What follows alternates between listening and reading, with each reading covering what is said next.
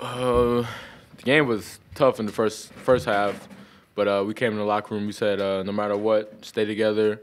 No matter what, play with joy. And we did. I didn't realize it was that bad, 19, but I just always kept the faith, kept encouraging, trying to make simple plays, not trying to win it all at one time. And that's what we did. These guys, everybody on the team stepped up, and it was a fun time, fun game. Mario, after that technical foul, it looked like you got, the team got especially fired up. Was that maybe the turning point for you guys? Oh, yes, for sure. At that time, it was, we got to go leave it all out there. We that lit a fire in everybody, got everybody going. And first it was, everybody holding their head down. And after that, I think everybody fired up and came out to play. Mario, were you asking Coach Drew to let you take the final shot? Or is that just Yes. Oh, yes. Yeah. I needed it at that time. Jared, Coach Smart was talking about that three-point that you made when y'all were down 6 in overtime. Just how important was that to make it a one-possession game at that point? Oh, it's so important. But I hit like, I don't know, maybe 2 threes, but them guys hitting threes that we needed, and I felt like I needed to hit 3 for us too. You know what I mean? So that's just what I'm trying to do, just trying to help the team out, trying to make winning plays. That's it. Devonte, you had 2 kind of interesting halves. In the first half, you had a stretch where you had a couple turnovers. Yeah. In the second half, you came alive. What was the difference for you? To be honest, I don't know. I just didn't have a great half. I had a Coach AB and all the coaching staff talk to me. I need to step up. Coach Drew came in the locker room and said, he doesn't know who's going to play second half. I just knew that second half I had to make a difference, and I just had to stay locked in, and that's what I did second half. Mario, you've had career highs the last 2 games. What's kind of happened for you to get into this kind of groove? Yeah, just staying with it, man. Just keep believing in myself, keep giving it all to God, and just staying in the gym. In the gym, yep. Anything else? Mario, what happened with Shaka Smart down underneath the basket? To be honest, I don't even remember. Like, I was so locked in and zoned out, I don't even remember. Devonte, did you know at one point you hadn't missed a shot? No, I'll be honest.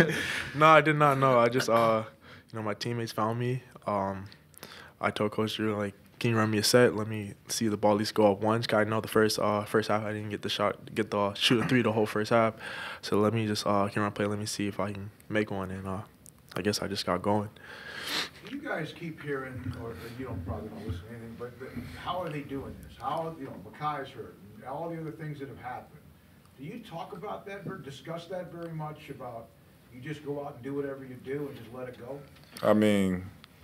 No, we don't discuss it at all. When man go down, we know that's our brother. We got to, go out there and fight for him.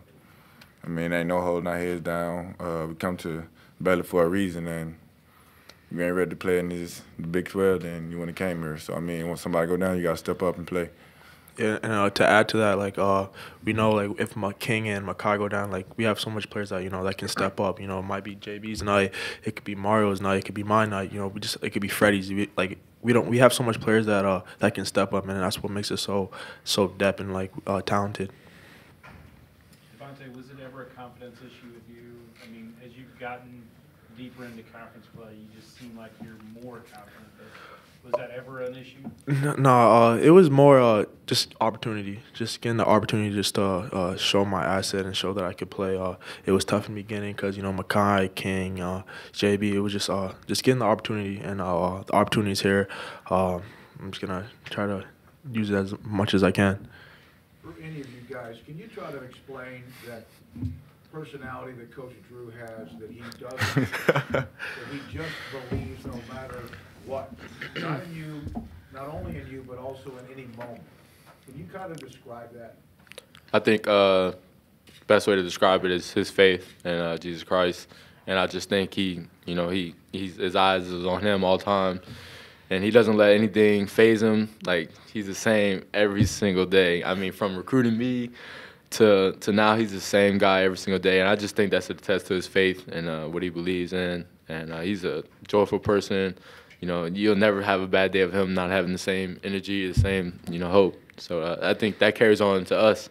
You know, down 19, we're still going to stay the same. We're going to play the same. We're going to, you know, do what we need to do, and that's just Coach Drew. I mean, kind of like he said, I mean, we down 19, and you know what I'm saying, he coming into the huddle instead of laughing, instead of telling us we good, and we right here, and we going to win this game. Everybody stay together. Like he said, I mean, it's just the joy he have is unbelievable. I never seen a guy like him. You know, Jared said he didn't even know y'all got that far behind. You look at the scoreboard. I mean, I looked up there. I knew we was down. I don't know what we was down. I couldn't do the math at the time, but, I mean, I just knew we had to, you know what I'm saying, fight to come back. John Morris told me when we were down 17 or 19, the probability was 99% we'd lose the game, and so I quickly responded, so you're telling me we got a chance. So the old Dumb and Dumber came through, and anyway, I really credit the guys for persevering, fighting, and I thought first half they did a great job frustrating us, made a lot of shots, controlled the tempo, and with King coming back and trying to figure out without playing any 5-on-5 full court, trying to get a rotation was tough for him, team, and he did a great job leading the guys verbally. But I think going forward, we'll get some more practice days with everybody being healthy and find a way to get Makai some reps in practice a couple days before the game, and I think that'll really help get us back to where we were more a set unit. But really credit to Bandoo, Jared, Rio, Mark, and Freddie for getting us on a run and finishing it off, and everyone in the huddles being locked in and encouraging them. So it was one of those great Baylor wins, and the fans were tremendous. They gave us a great lift. Scott, what do you feel like happened? You were down by 19. It looked pretty dismal at that point. What happened? Well, first thing is the guys never gave up. Second thing is we got a couple stops and made a couple shots, and then the fans got involved. And before that, we really didn't give much to get involved for. And I think that all feeds off of itself, and especially when you can start making a run and the crowd's into it and the guys got confidence, they got energy, the other team starts to play a little bit. And I thought that when you're up that big, they did the right thing by working the clock. But at the same time, if you miss, now – they weren't getting the transition buckets that they got maybe in the first half or during that time too to extend the lead. Was this game kind of a microcosm of your season in that just when you guys are down on the mat, when there's too many injuries, it's not going well, everybody's ready to be like, well, not tonight, not today, this is it. You guys pop back up and do something.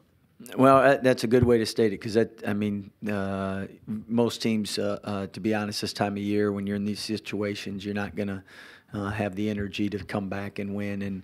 And credit, it takes a team, and that's why we've been good all year. Different people have stepped up, and I think because the team likes one another, they encourage each other, and it's easier to. Everyone feels bad if they don't get the minutes or get the play as well as they'd like, but I think the fact that they like each other makes it a lot easier to be great teammates and cheer for each other. Scott, y'all just killed them on the offensive boards in the second half. Was that just all hustle, just want to, or whatever? Well, I think that's what we've done all year. Is the first time we played them, we didn't stop them, but we didn't rebound either. And the two things we did better this time was we rebounded a lot better, and we didn't turn the ball over as much. And especially after first half, I think we had 4 turnovers. Second half in the overtime. Coach, you pulled Makai aside on the bench and sat next to him and talked to him a little bit. What did you talk to him in that moment about? He was doing a great job getting into the paint, and then I told him at that time he's drawing so much attention. We need to kick. So I think they do a great job, Texas, in closing those windows fast. And again, it's tough for him because up to this point he hadn't practiced. He just shows up, plays the game, and it's really hard to do it at this level. And the good thing is his toe is getting better. And as we can practice him a little more, I think we can get him back to where he was. But that's he was getting in the paint, and they were swarming him, so they did a good job. Was Mario's technical a good technical? Not good, but it probably seemed to fire him up. That moment down there where everybody got fired up and they traded technical. I don't know if technicals are ever good. We ended up going down 19, so I don't know if it really helped. If we'd have come back right after that, then I'd have said maybe you need to get one earlier. Scott, I don't know if this was asked, but when you guys went to the zone and they slowed it down, you know, that's where they've struggled. And I wonder, did you feel like, even when you were down, still down double digits, you feel like, okay, this is what we want? Well, that's the million-dollar coaching question is you got the big lead. If you play fast, well, now you give the other team a chance to get back in it.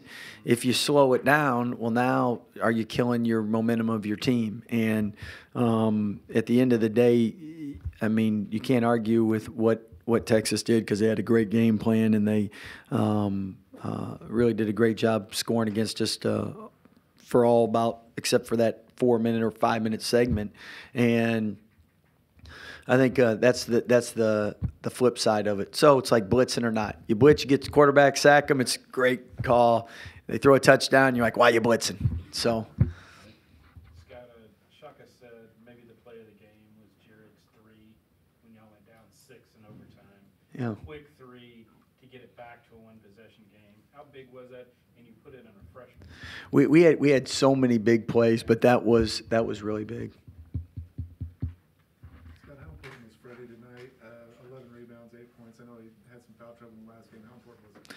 Well, with Jackson, I mean, he's such a dominant presence inside with the shot blanking, and the one thing he does is if he doesn't block shots, he alters a lot. And I think Freddie did a great job in making it tough for him to score, and then making it tough to throw them lobs that he normally gets, and Freddie did a great job rebounding. What do these type of games mean for both the winners and the losers psychologically this time of year? For you guys to come back from 18 down and win this thing here going into March? I think winning the close games usually separates good years and bad years. I mean, some years you find ways to win, and other years you don't. And I know any game in the Big 12 is going to be hard fought, and I said this on the air. It was they said Oklahoma State and Texas Tech went to overtime after what Texas Tech had beaten them so bad up at Oklahoma State, and there's a reason for the last 6 years the Big 12's been the top-ranked conference 5 out of 6 years. It's 1 through 10. There are no gimmies. There are no easy games. So games like this, when you win, there's so much excitement you can't sleep. When you lose, there's so much depression you can't sleep. So coaches really don't sleep in February. So the good thing is if things work out, you can sleep in March. Scott, you're a game back of the lead with 3 left. Do you think at all about winning the title, or how do you approach that? Well, everybody knows that we're where you're at in the standings, but I think if you're looking at the big picture, then you got no chance. I mean, you got to be ready for each and every game. I mean, West Virginia, we're down 4 with 3 minutes to go. Today we're down 19. I'm gonna see if our guys can we flip it and get up because they're chest pains. So. Mario, everybody said that Mario asked. Did he ask for the ball? Did he demand the ball? What happened in that last set when he wanted the last shot? Well, Mario wanted the ball, and that as a coach, you always want players to want the ball. When you get into dilemmas, if 3 or 4 want the ball, and then or when the one you don't want the ball wants the ball. But it's Mario was feeling it all night, and he's played 2 great games, and he's put in the work, and he's getting in a good rhythm and a good routine, and big free throws. Because, I mean, there's a lot of games where it comes down to they miss 1, they miss 2, you don't win the game. I've been on that side a lot.